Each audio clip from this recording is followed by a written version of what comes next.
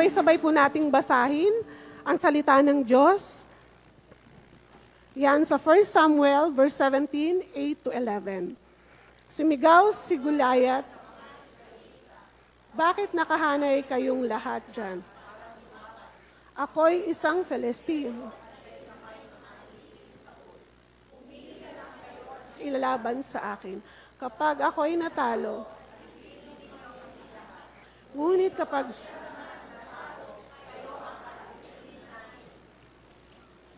hinamon ko ngayon ang hukbo ng Israel, pumili kayo ng marinig ito.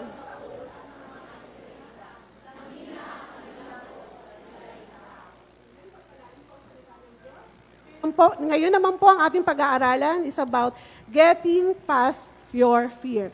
Sige po, palakpakan natin ang Panginoon. I-welcome po natin ang salita ng Diyos sa ating pastor na si Pastor Rolly Moronia. Pagpalang araw mga kapatid, good morning to everyone. Bisan pa, palakpakan natin ng malakas ang ating Panginoon. At maging doon sa nasa online, pagpalain kayo ng Panginoon. God bless you more at nawa samahan tayo palagi ni Lord, lalo na sa oras na ito sa paghahayag ng kanyang banal na salita. Nag-a-adjust lang yung ating microphone. Pasensya na kayo. So, kumusta po kayo? Sabi mo sa iyong katabi, welcome sa GLCM family.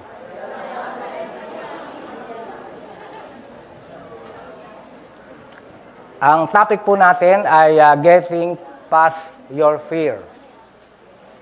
Sa Tagalog, sa wikang Pilipino, malampasan ang iyong takot. Sabi mo sa iyong katabi, malampasan sana ang takot mo kung meron man.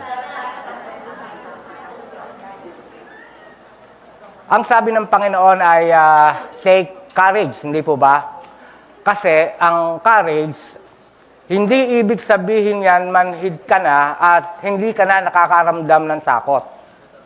Ang ibig sabihin yan, you act on your fear para malakpasan mo ang takot. At nilalampasan natin ito, hindi dapat ito nagdedwell sa atin, itong takot na ito. Although lahat tayo ay merong pagkatakot. Amen po ba mga kapatid? Wala naman taong hindi marunong matakot. So bahagi yan ng ating emosyon. So halimbawa, natatakot kang sumakay sa airplane pero sumakay ka pa rin. Do, nalakpasan mo ba yung takot? Di ba? Nalakpasan. Sumakay ka pa rin. Natatakot ka sa future mo pero sumunod ka pa rin. Natatakot ka sa posibleng mangyari sa karir mo at family mo. Pero, nag-serve ka pa rin kay Lord. Di ba?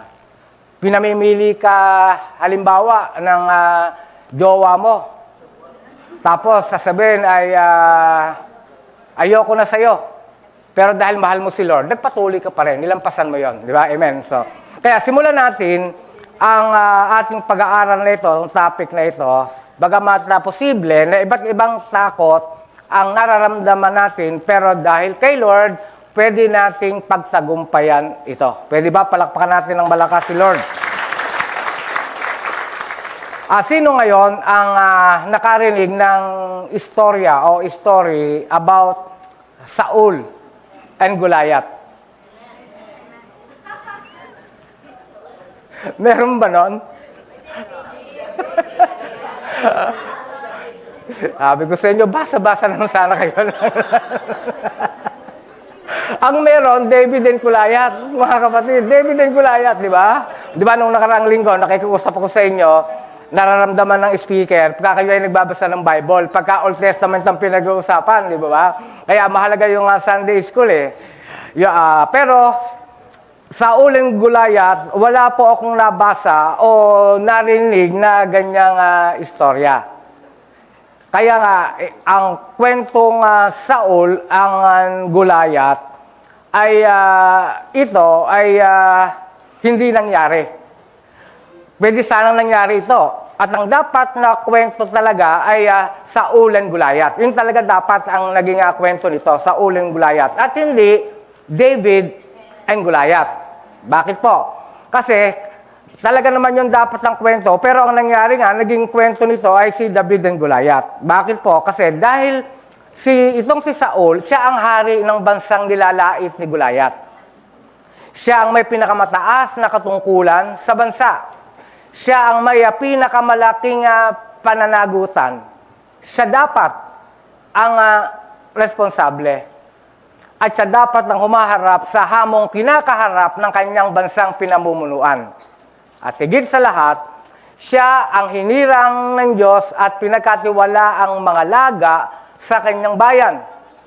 So, siya ang dapat mag-step forward in faith upang harapin at talunin ang sinumang nais sakupin ito. Pero, imbes na faith, fear ang umiral sa kanya.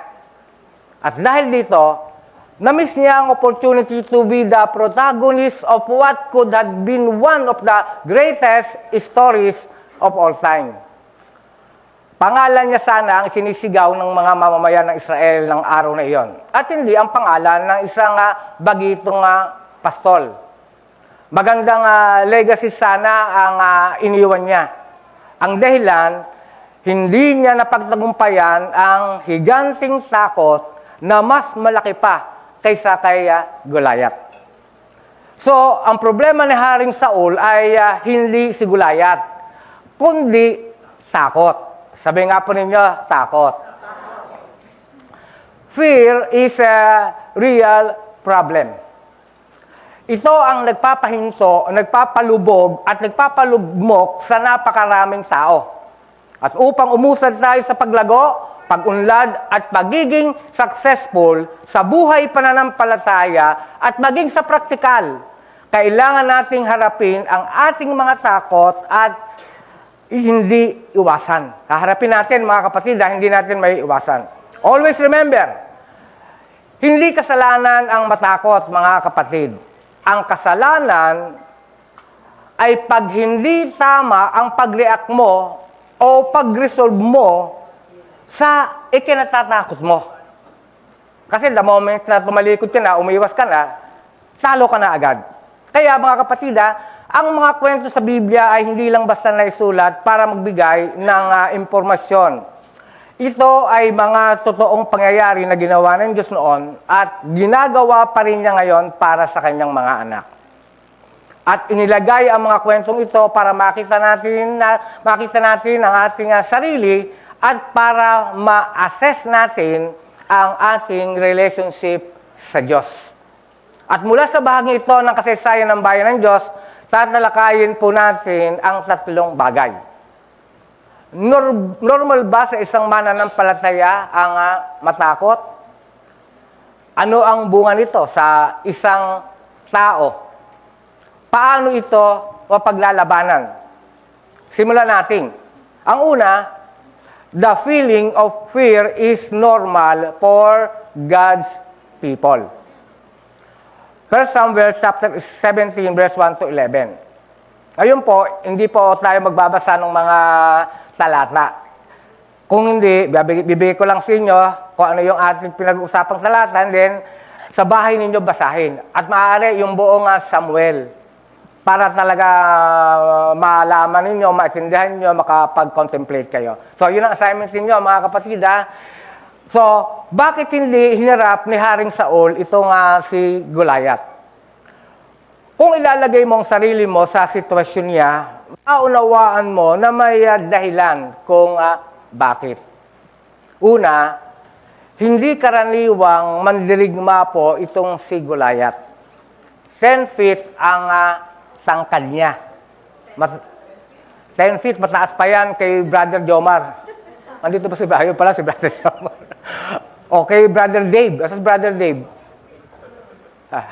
Ayun pala si Brother Dave.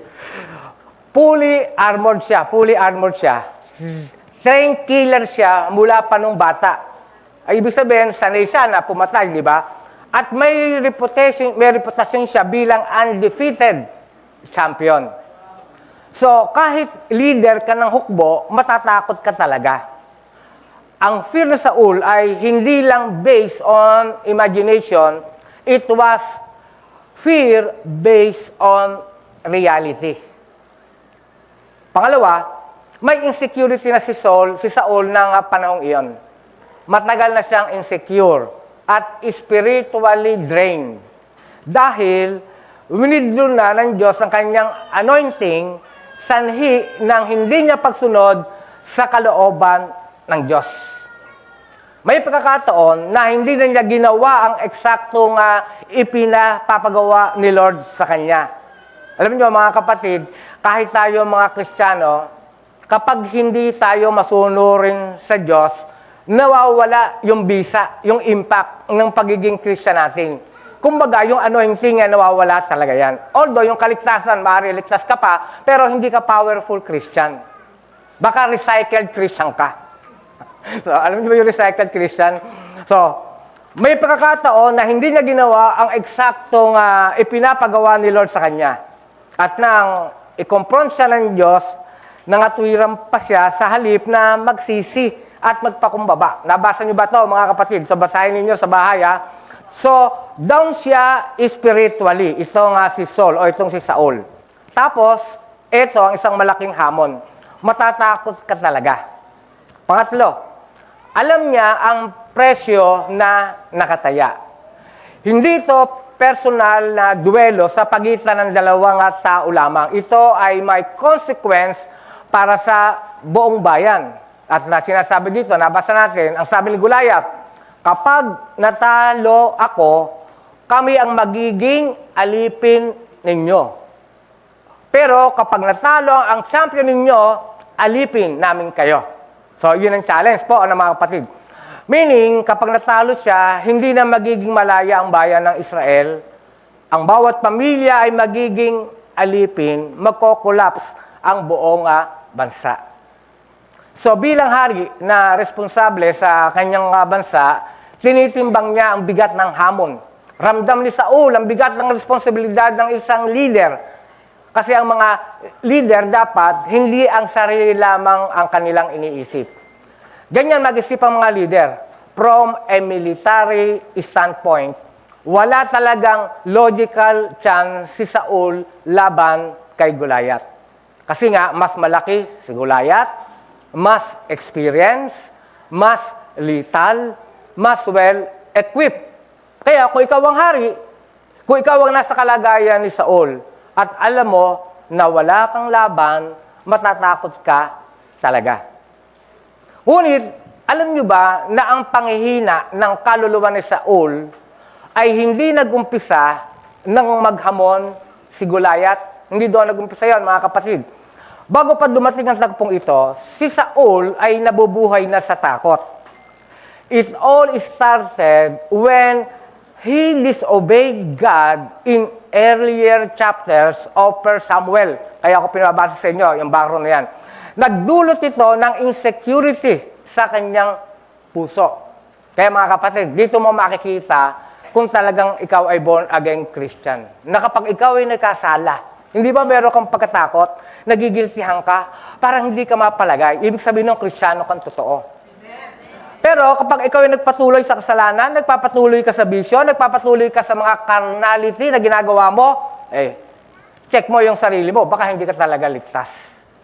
Kasi hindi ka takot magkasala, hindi po ba? Kaya nagdulot ng insecurity, ito nga si Saul sa kanyang puso because of disobedience, kung babasahin nyo ang nangyari sa kanya. He began comparing himself to David.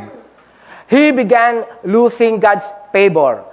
He began to be spiritually weak. Kaya, pagdating ni Goliath, hindi na bago ang fear. Matagal na itong nakatanim sa kanyang puso. Hindi si Goliath ang ugat nito. Si Goliath lamang ang nag-trigger dito.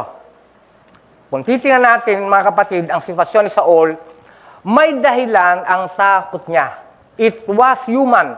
It was understandable. It was even logical. Subalit ito ang pinaka-crucial sa usapin ng takot. What begins as reasonable fear can become a spiritual problem when it keeps you from obedience. Mga kapatid, ang susi, palagi obedience. Para malakas ka, para nagagamit mo ang kapangyarihan ni Lord, para ikaw ay palaging nasa high ng iyong maturity, ng spiritual, kasi masunurin ka sa Panginoon. Kaya, may dahilan ang takot niya. Pero itong problema niya ito ay nagtagal ang takot, kaya lumalim ang takot na ito. At eventually, yung pagkatakot niya, ito na ang naging leader niya. Si fear na ang naging leader, hindi na siya. Nalaman niyo ba yon? Yung pagka ikaw ay palaging takot, siya na ang palagi ang nangunguna, nawawala ka na sa iyong mga tamang mga pagpasya.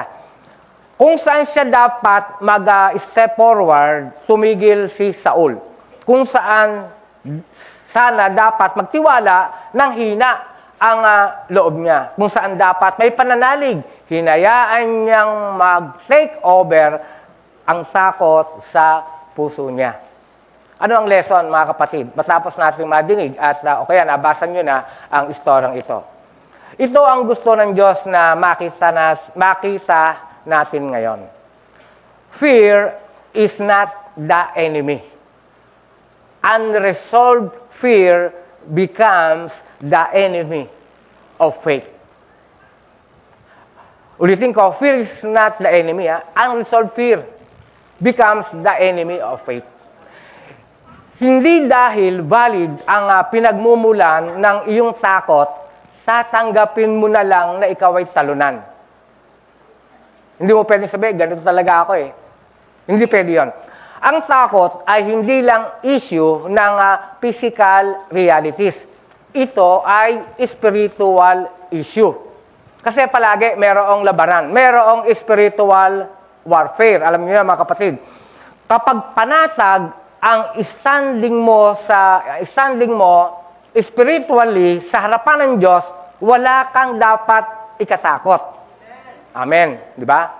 Kaya, ang application nito, mga kapatid, sa ating buhay, ang tanong, may kinakatakutan ka ba? May kinatatakot ka ba? May ina-anticipate ka bang mga bagay na ikinatatakot mong lumabas, mabulgar, o mangyari? Yung mga tagong gawa ninyo, hindi pala nyo, natin, lahat. Baka meron kayong mga itinatago, hindi ba? Kaya natatakot na lumabas, di ba? O kaya, labis ka bang nakaka-apekto ito sa iyo? Legit na makaramdam ka niyan, pero may pinag-uugutan iyan na mas malalim pa sa phobia. Alam niyo naman yung phobia, di ba? Iyan ay issue spiritual. Spiritual po, yan. I-deal mo yan ng tama. Kapag ka meron ka niyan, makipag-ayos ka sa Diyos, malalagpasan mo yan.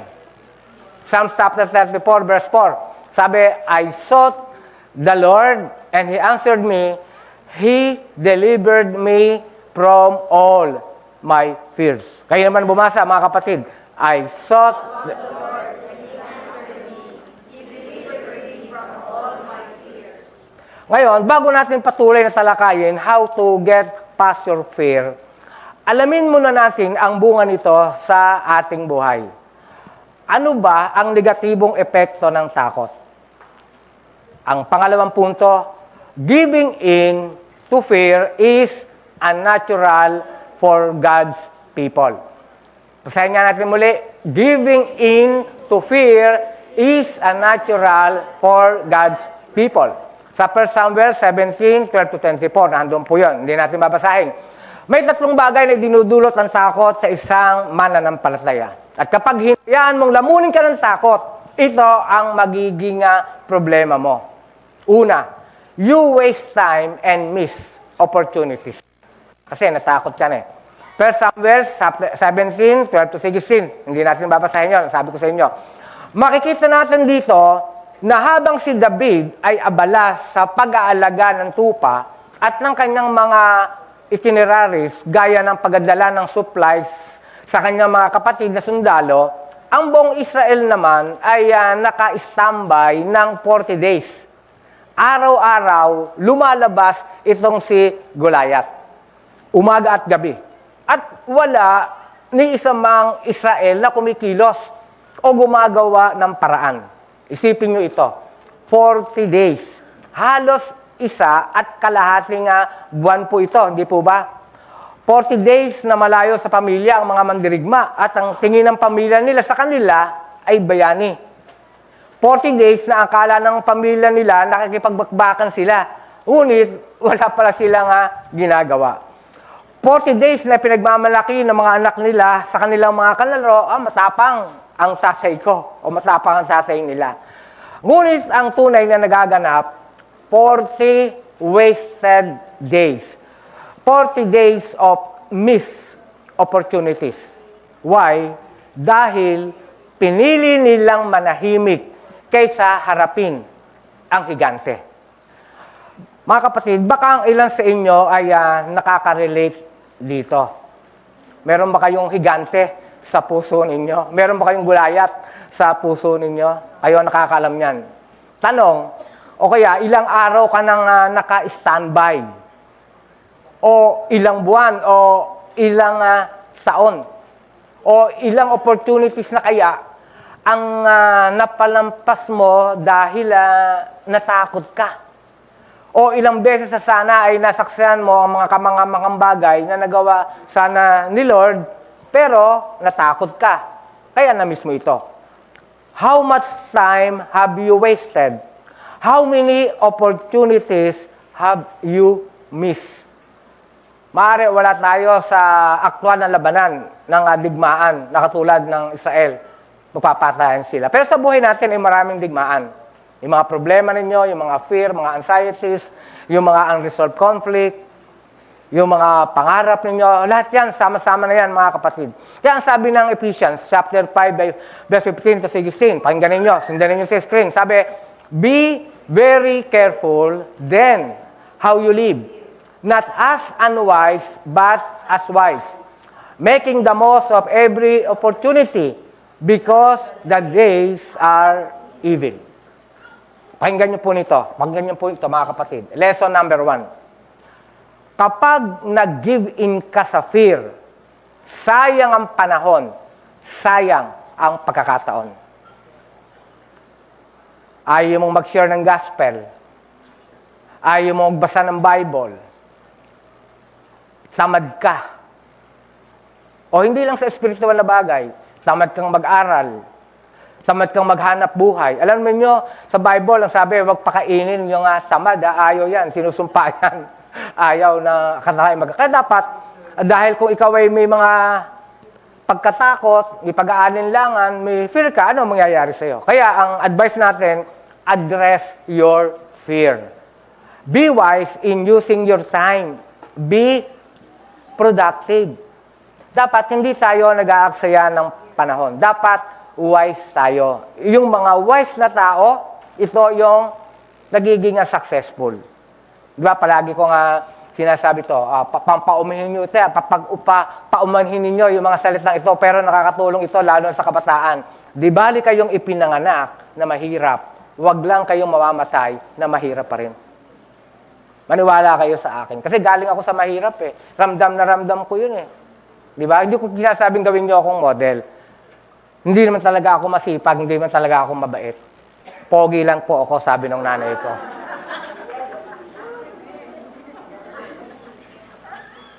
Pangalawa. Kasi yung manugang ko, kailan naman hindi natatawa sa sermon ko, nakasimangot na.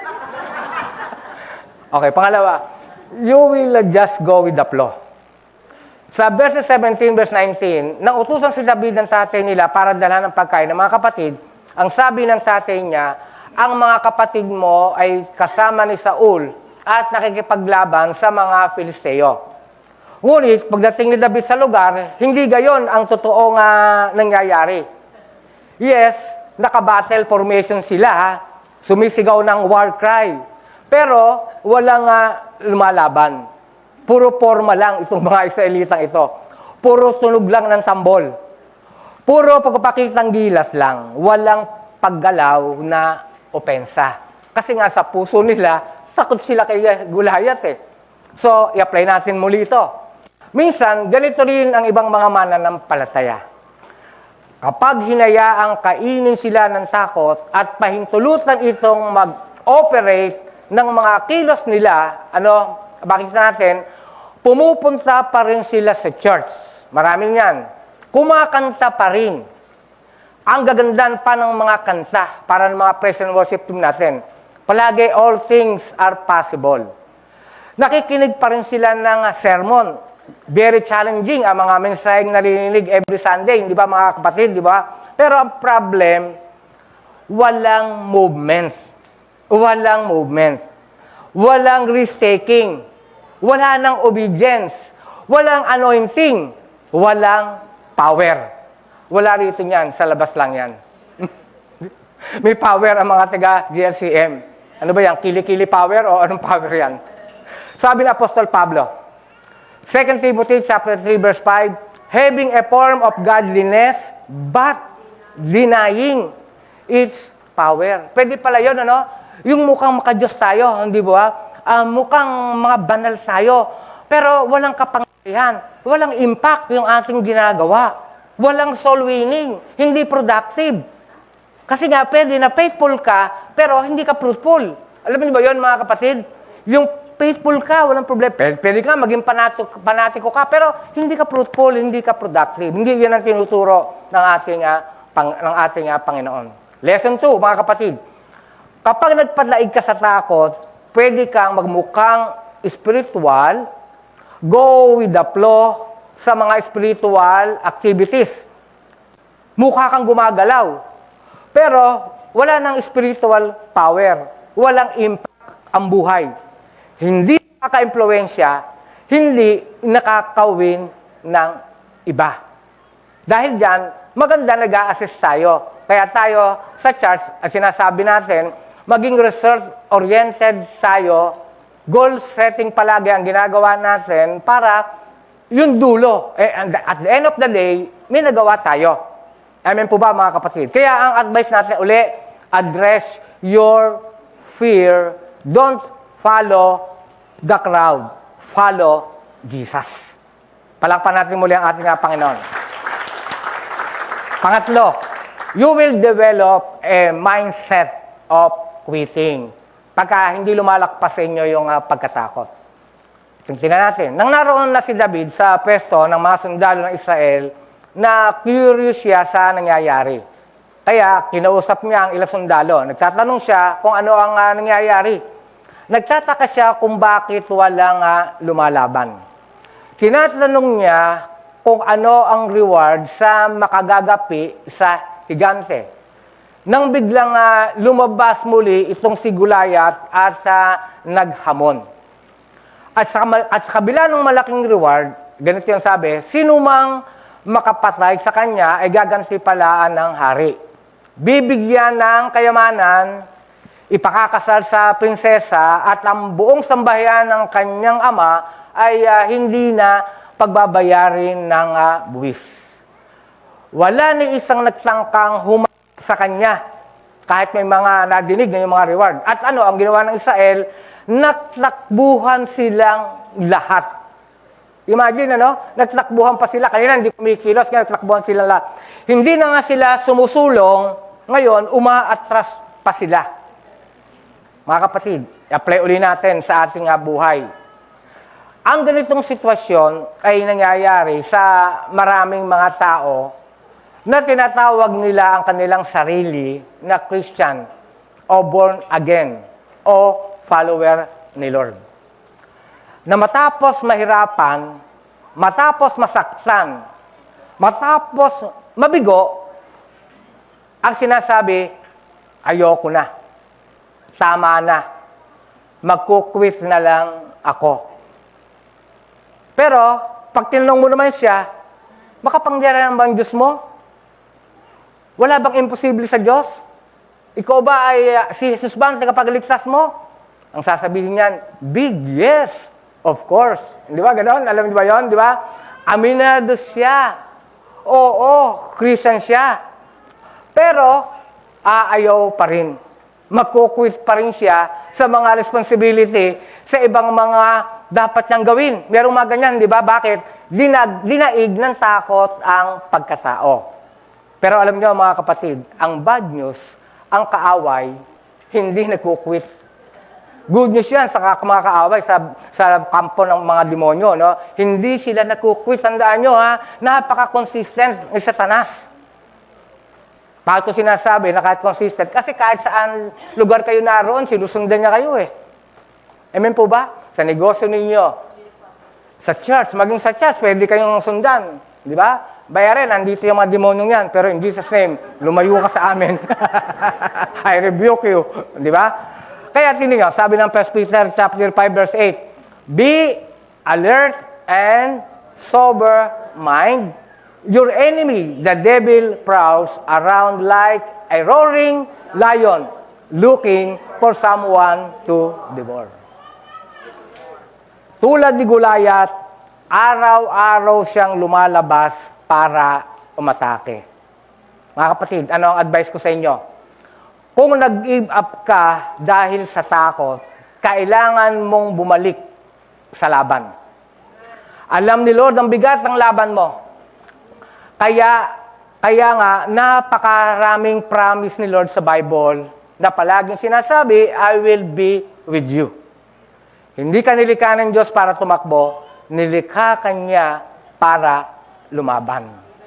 Sabihin mo sa iyong katabi, lumabang ka. Pangatlong punto, getting past fear is essential for God's people. 1 Samuel chapter 17, 25 to 31. Basahin niyo yan sa bahay, mga kapatid. Nung araw kasi, nung panahon ko, nung ako'y bago-bago, ang mga fellowship ng mga born-again Christian, hindi ganito. Yung bang lahat binibigay sa inyo, naka-PowerPoint, binabasa ninyo. Nung araw, hindi. Walang gano, wala kayong nakikita. Wala kayong nakikita. At tapos puro mga papel lang. Alam niyo ba 'yon? Wala yan. Walang mga gano. Talagang magsusunog ka ng kilay para ka matuto. Basa ka dapat ng basa ng Bible. Tapos wala pa rin mga journey of discipleship. Kadalasan dyan na samba uwi. Wala, traditional, ganun lang. Prayer meeting. Ang prayer meeting, nakakachismisan pa, nabubulgar yung mga kasama. Ganun nung araw, baka yung hindi nyo alam. Kaya mapalad tayo sa panahon natin eh. Sa generation, may PowerPoint, maayos ang praise and worship, aircon, malamig, di ba? Yung mga katabi ninyo, pwede nyo pang utangan yan. Basta babayaran nyo lang, di ba? So, pangatlo, getting past fear is essential for people. So, paano mapagtatagumpayan ng takot? Mula sa kasaysayan ito, ating hanguin ang tatlong mahalagang katotohanan. Una, be mindful of its benefits. Nag-alok sa Haring Saul ng malaking gantimpala sa sino man makakatalo kay Goliath. Ang sino man magtataglay ng tapang na may kakayanang patahimikin ng kaaway na gumugulo at nagbabanta sa bayan ay pagkakaolooban ng opportunity na maging kabilang sa royal family. Magiging manugang ng hari, kumbaga, pagkakalooban ng malaking kayamanan, hindi na magbabayad ng buwis. Ano ang lesson, mga kapatid? Ang pagtalima sa Diyos at ang pamumuhay ayon sa layunin ng Diyos ay totoong may benefits. Hindi lang yung benefits natin na eternal life sa langit, mga kapatid, merong maraming bonus na ibinibigay si Lord habang tayo ay nasa lupa. Alam nyo ba yon? Maraming benefits ang ibinibigay. Kaya hindi lang natin natatanggap kasi hindi tayo sumusunod sa Kanya. Kaya anong sabi ng Psalms 103 verse 2? Praise the Lord, forget not all His benefits. Yung iba kinakalimutan yung mga benefits ng Diyos. Revelation chapter 3 verse 21, to Him who overcomes, I will give the right to sit me on my throne. Basahin niyo ulit, kayong bumasa. To Him,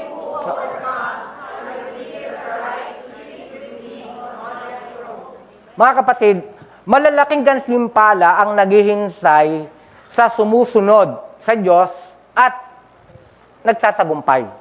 At higit pa doon, si Lord din nagbibigay actually ng lakas para nga tayo ay magtagumpay.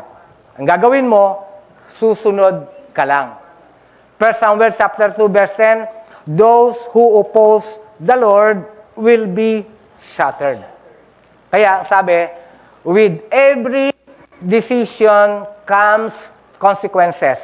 Bad decisions result in bad consequences. Good decisions result in good consequences. Mga kapatid, seryoso ang Diyos na hirangin niya si Haring Saul. Nakalaan sa kanya ang lahat ng benefits kung nanatiling sumusunod siya.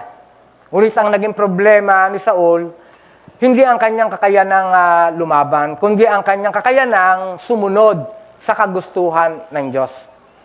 Kung nabuhay lamang siya sa pagsunod, siya ang tumapos dapat kay Goliath. Siya ay dapat ay nakinabang na mas iba yung mga benepisyo. Ngunit, hindi nga ganoon ang nangyari.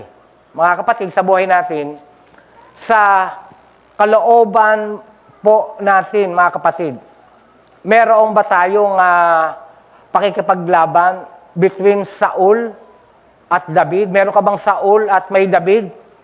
Nasa sa iyo po kung sino ang iyong papalabasin. Pwede, palabasin mo sa puso mo, si David, alam natin, pag si David, mananagumpay. Pagka si Saul, palaging takot. Ang Saul na puno ng sarili lamang niya, people pleaser, at nakikinig sa sinasabi ng tao kaysa ng Diyos. O yung David na may pusong parang bata na buong-buo ang pagtitiwala sa kapangyarihan ng Diyos at nasasabik sa kayang ibigay ng Diyos. Paano malalakpasan ang takot, mga kapatid? Alalahanin ang mga benepisyo ng pagsunod sa Diyos. Sinasabi natin madalas, kung may pagsunod, mayroong pagpapala. Amen. Pangalawa, be careful to honor God. Maging masigkasig ka para sa karangalan ng Diyos. Ito ang palaging gawin mong motive sa bawat challenge ng buhay. Hayaan mong ang iyong pagsamba at paggalang sa Diyos ay mas malakas kaysa iyong takot. Binago nito, mga kapatid, ang perspective ni David sa pagharap sa kaaway. Ang nakita ni Saul ay isang nakatatakot na mandirigma. Ngunit iba ang nakita ni David. Tumingin siya sa perspektibo ng Diyos. Hindi siya nasindak. Alam niyang mas malaki ang Diyos kaysa kay Goliath. At higit sa lahat, nag-aalab ang puso niya para sa karangalan ng Diyos. Alam nyo, ang mga Philistine ay uncircumcised, mga Pilisteo. Nang bagitin ito ni David, hindi ito basta insulto lamang. Kasi doon sa kanilang pagkipaglaban, ay mga insultuhan nangyari doon. Kayo, mga supot kayo, pag hindi kayo pinili, hindi kayo bayan ng Diyos. Noong panahon yon. Ngayon, walang problema kahit supot, walang problema. Censored ba yun? Hindi naman, okay lang naman yan. Di ba? Yung salitang supot, okay yan. Pagka yung uncircumcised, parang magandang pakinggan. Pero pagka Tagalog, bakit parang nababastusan tayo? Alam niyo kung bakit? Kasi ang mga Pilipino may colonial mentality. Tama ba yun, mga kapatid? Tama ba yun, di ba? Ganon din. Parang, wala namang masama doon, di ba? Parang may malis, ano? O alam niyo na yun, natuto na kayo. So, tuloy natin. Ang point ni David dito ay, ang Diyos ay walang covenant sa mga Filisteo. Baka yung mga bagong mananampalataya, hindi naiintindihan yung circumcised at yung uncircumcised. Sa panahon yon, yung mga Israelita, circumcision, ang ibig sabihin niyan, sila ay tinuturing o inangkin na mga bayan ng Diyos. Pero mga Filisteo, kalaban sila ng Diyos. Kaya kahit anong labanan, palaging nananalo ang mga Israelita. Kahit anong labanan yan. Kaya maging sa ngayon, yung mga Israel, nakagera, alam niyo ba yun? Maraming gustong sumakop sa Israel, hindi kakayanin yan. Kahit buong bansa, sakupin ng Israel. Bakit? Bayan ng Diyos ang mga Israel. Ang New Israelites, tayo, mga born-again Christian, mga kapatid, tayo yon. Bagamas hindi tayo dugong Hebrew, tayo, spiritually, tayo ay mga Israelita sa panahon natin. Ibig sabihin nun, may covenant ng Diyos, mahal tayo ng Diyos, pagtatanggol tayo ng Diyos, at bibiging matagumpay tayo. Amen! Ulitin natin, ang Diyos ay walang covenant sa mga Pilisteo. Ang pagtutuli ay tanda ng tipan ng Diyos sa Israel na nagsasabing walang ibang Diyos maliban sa Kanya. Dahil dito, si Goliath ay sugo ng huwad na Diyos na tinatawag na si Dagon. Yung Dagon po, hindi po Dagon yung Dagon ay Diyos-Diyosan na yun ang Diyos nila ng mga Philistine. Ang taglay niya ay sariling lakas at tapang lamang. Samantalang itong si David ay nasa kabilang bayan ng Diyos. Ibig sabihin nun, kakampi ng Diyos. Diyos na tunay ang kanyang kasama. Kaya nga, nagtataka siya na wala ni isang lumalaban kay Goliath. At ang hindi paglaban, ang ibig sabihin noon ay pagsusuko ng pananampalataya. Alam niyo ba yon? Kaya kapag ikaw, sabi, ang hina naman ng pananampalataya mo. Di ba, dinig niyo ba yon? Kasi nga, ang hindi paglaban, yung hindi pagtanggap sa mga challenges, yung ayaw magsakripisyo, yung ayaw mahirapan, parang isinusuko mo na ngayon yung pananampalataya mo sa Diyos. Parang sinasabi mo, mahina ang Diyos ko, kaya ako ganito. Wala akong laban. Nakuha ba ninyo? Ito ang ayaw mangyari ni David. Na ang Diyos niya na naligtas sa kanya sa kuko ng mababangis na hayop, ang kanyang pastol, ay yurakan ng isang taong walang tipan sa kanyang Diyos at ang ipinangangalandakan ay huwad na Diyos. Kasi nga, pinagkasabihan sila ni Goliath. At kinanangkan ni Goliath yung Diyos-Diyosan niya. Kaya, nagtataka si David, bakit kayo pumapayag ng ganyan? What is the point, mga kapatid? Kung kilala mo lamang kung sino talaga ang Diyos na pinagilingkuran mo, imposibleng mamuhay ka sa takot. Imposibleng mamuhay kang palaging talunan. Pwede kang matalo, pero babangon kang muli. Pwede kang malungkot, pero sasaya kang muli. Ang tanong, do you really live to honor God? Psalms chapter 4, verse 2 and 3. How long you will turn my glory into shame? Philippians chapter 1, verse 20. I eagerly expect and hope that I will in no way be ashamed, but will have a sufficient courage so that now as always Christ will be exalted in my body, whether by life or by death. Amen. Pangatlo, be discerning about whom you listen to. Be discerning about whom you listen to. Don't let anyone discourage you. Huwag mo hayaang pigilan ka ng iba sa pagsunod sa Diyos. Kaya, na kay David na tayo nakatuon ngayon dahil natakot nga si Saul. Si David ang nagpresenta ng lalaban. Ang problema, umentra ang kapatid niyang si Eliab nung marinig si David. Tinutuloy ko lang yung istorya, mga kapatid, nagkukwento lang ako. Minaliit niya ito, inakusahan pa ng masamang motibo. Dini-discourage talaga siya at ipinahiya sa harapan ng mga sundalo. Kaya imaginein mo ito, no? Ang tapang ng kapatid niya na ganun-ganunin itong si David. Kasi nga, feeling niya, kaya niya ito, kasi nga, ito ay pad ng kapatid niya. Pero, makikinig ka ba sa isang tao na walang kredibilidad na sabihin sa'yo kung ano ang kaya mong gawin o hindi? Isa sa Eliab na bahagang buntot kay Goliath. Papaniwalaan mo ba ang isang taong walang napapatunayan? Hindi ba minsan, meron kayong mga nakakasama, niyayabangan kayo kung ano-ano sinasabi, pero wala namang narating sa buhay. Puro daldal lang. Puro dadal lang. Di ba merong mga ganon? Kung magme-mentor kayo, yung mga merong mga given ministry, mamimili kayo. Yung may impluensyahan kayo. Halimbawa, gusto nyong yumaman, yung mga taong mayayaman ang kausapin ninyo. Gusto nyo maging matalino, yung mga matatalino ang mga kakausapin ninyo. Hindi ko tayo nang mamata, mga kapatid, for the sake of preaching lamang sa context na ito. yun ang gawin nyo. Huwag kayong makisama dun sa mga taong tamad. Posible kayo ang ma-impluensya noon. Huwag din kayong makisama dun sa mga BO-BO.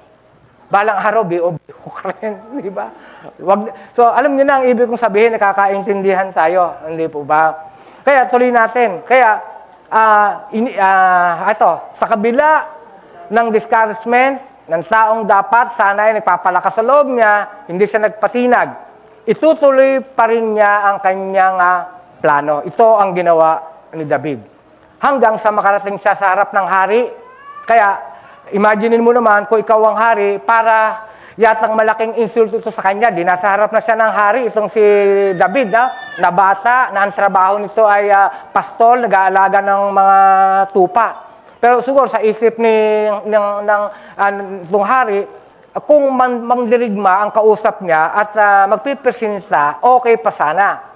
Pero nga, sa ating istorya na ating pinag-aaralan, isang batang walang karanasan sa pandirigma, itong si David.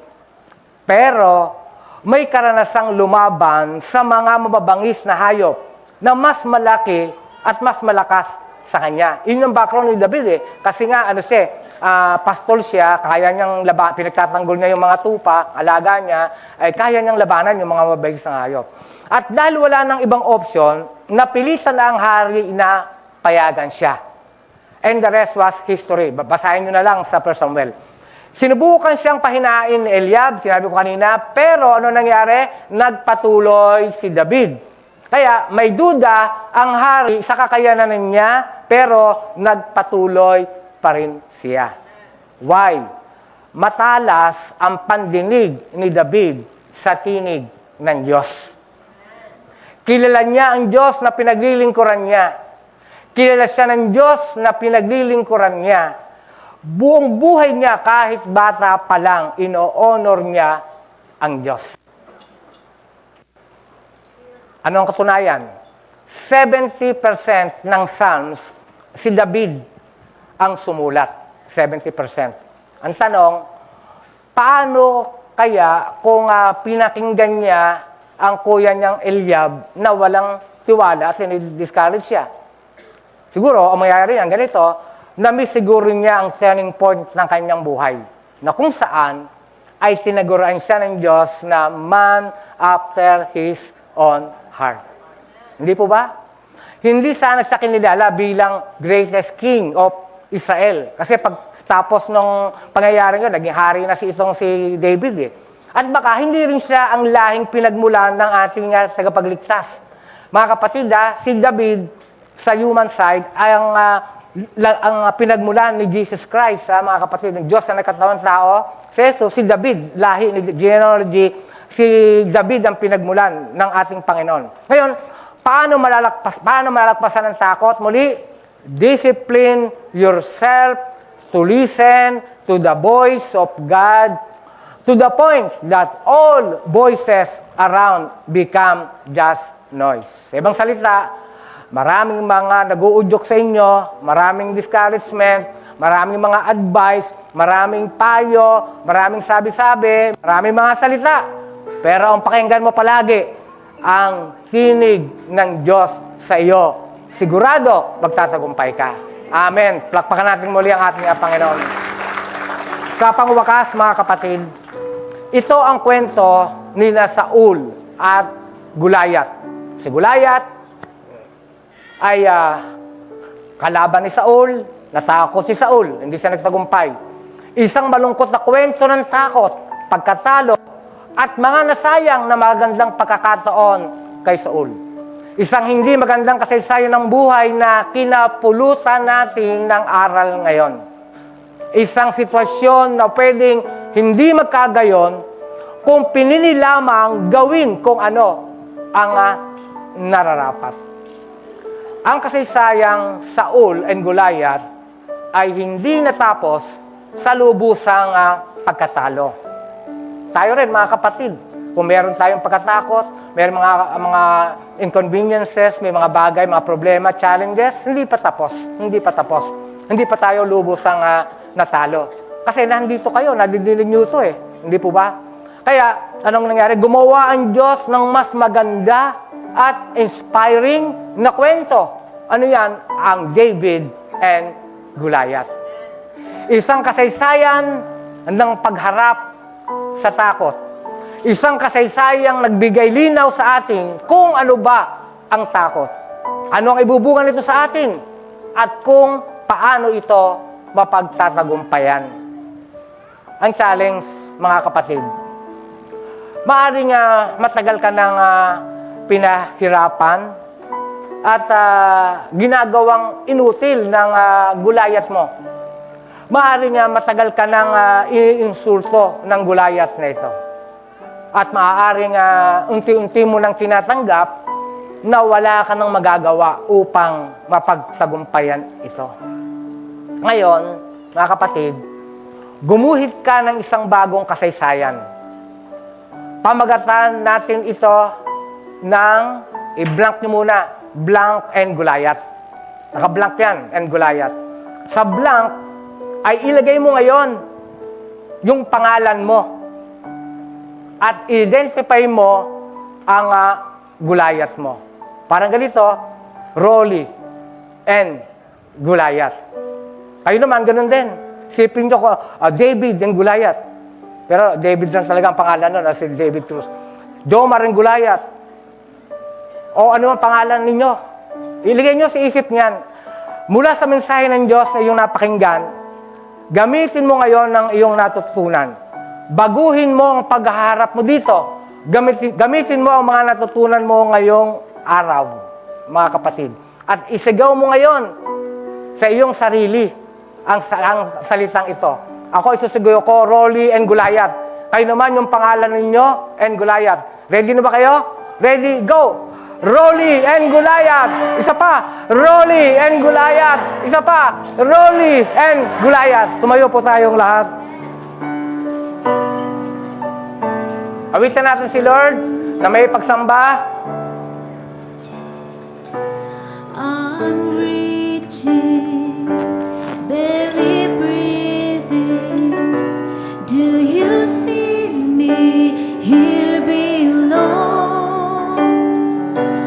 I believe you, but help me see you.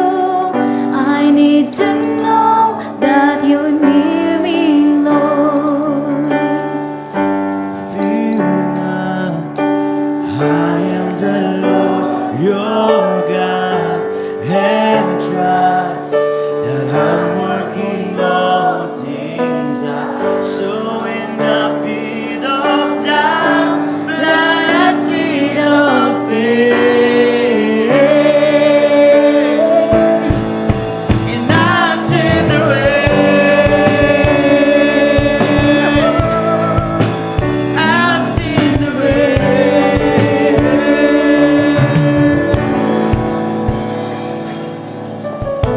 You're working, and I'm growing in the triumph through the storm.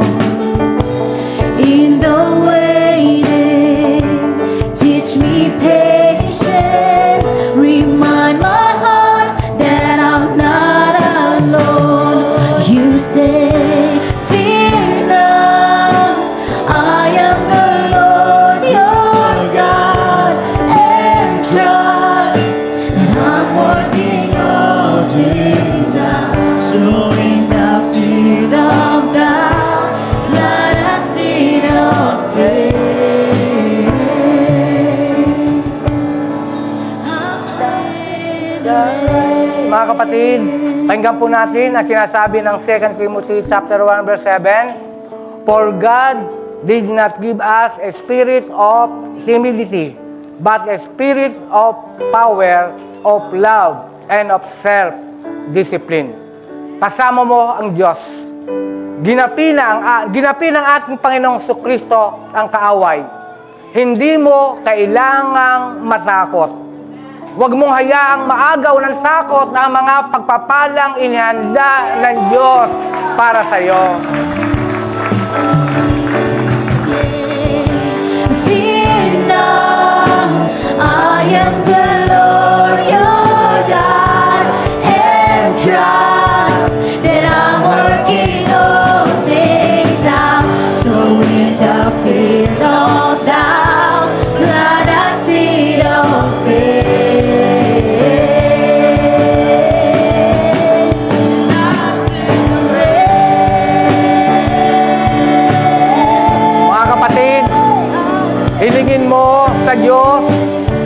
tulungan kang mapagtagumpayan ang iyong mga takot upang magamit kanya ng lubos para sa kanyang kaluwalhatian.